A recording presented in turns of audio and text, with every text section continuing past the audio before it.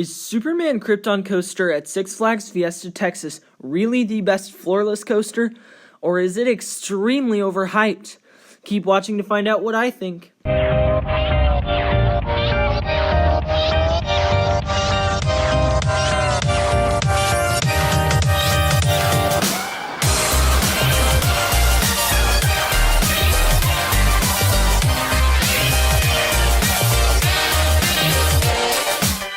Yo guys, what's up? I'm back with another video, and today I'm going to be giving you guys my opinion on Superman Krypton Coaster. Well, I know that, I haven't done lots of reviews in the past, but my Cannibal one got, we'll just say it got a lot of views. So I decided to make another one for you guys, because you guys clearly seem to enjoy these.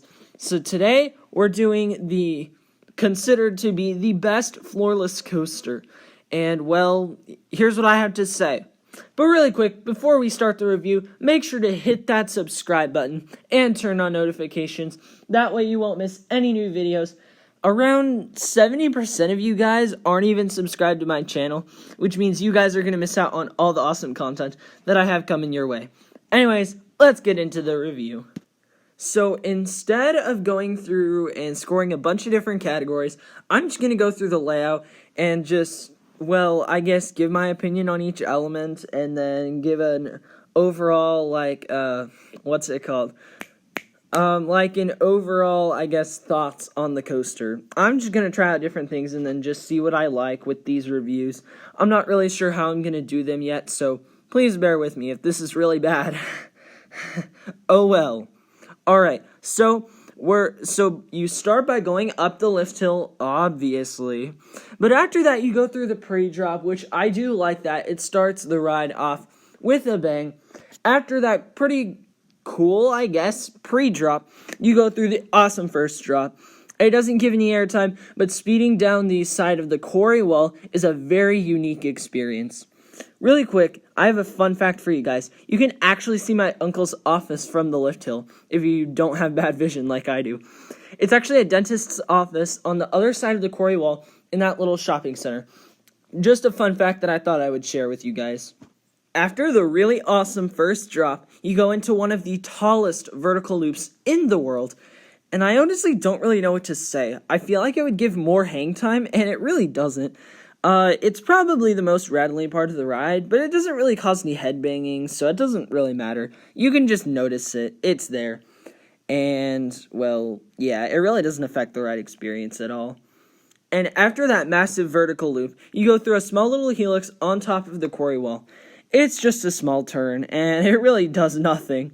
The element afterwards is actually my favorite part of the ride, the zero-G roll. I love this element. The amount of feeling in your stomach is just so awesome. You get some pretty decent hang time as well, and that's pretty good too. After this, you head into a cobra roll, and this element does a really, really good job at doing absolutely nothing.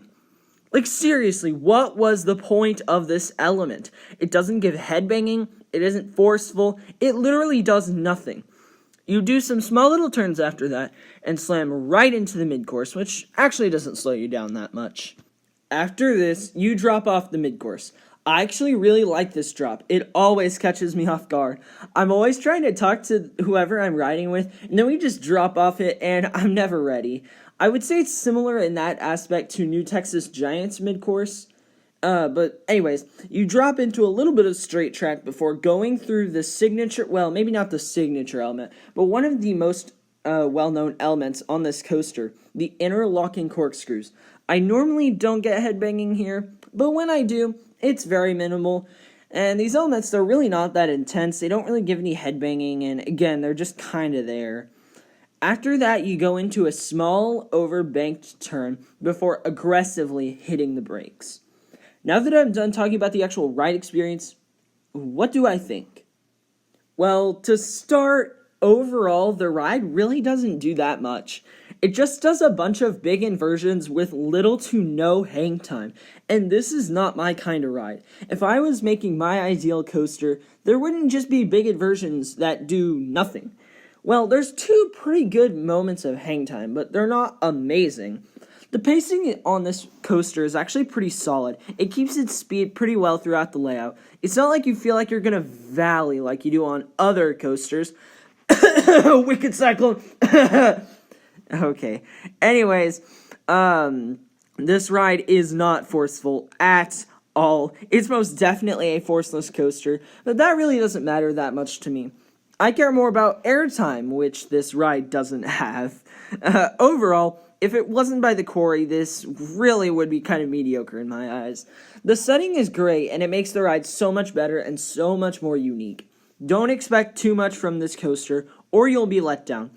For a final score, I'll give it a 7.5 out of 10, and it is currently my 4th favorite in the park and my number 12 coaster overall.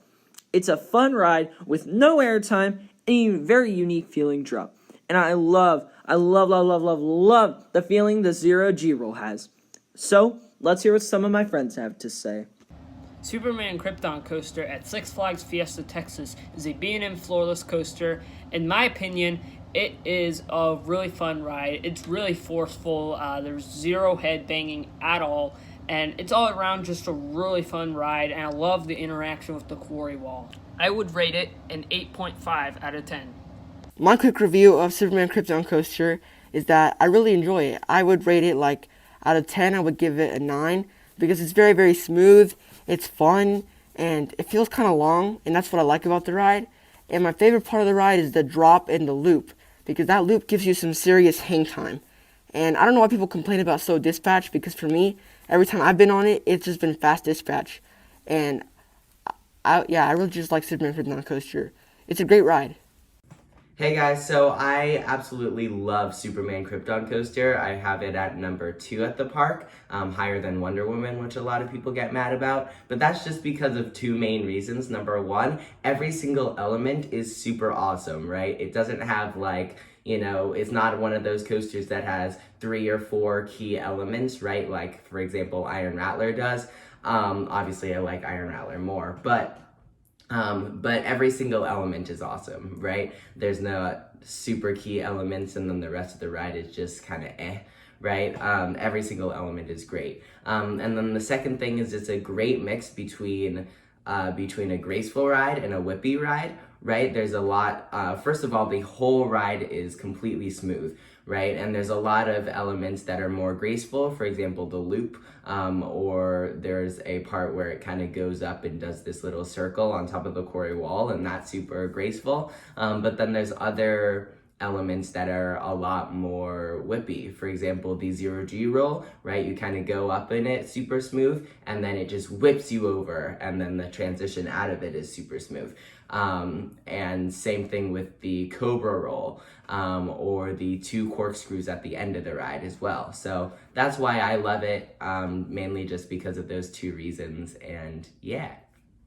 Thank you guys so much for watching. If you enjoyed, leave a like down below. Subscribe for more content.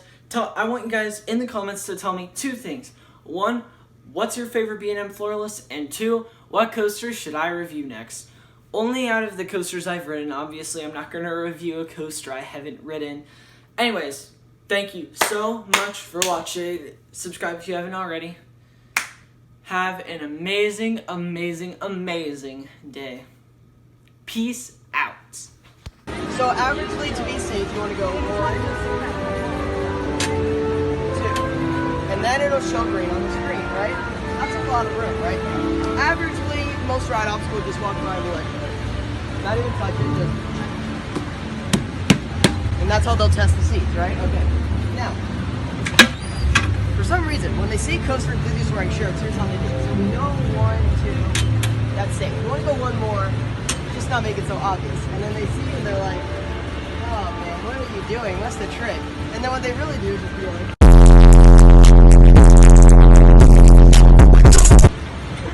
here we go. And then that's what they do. All clear.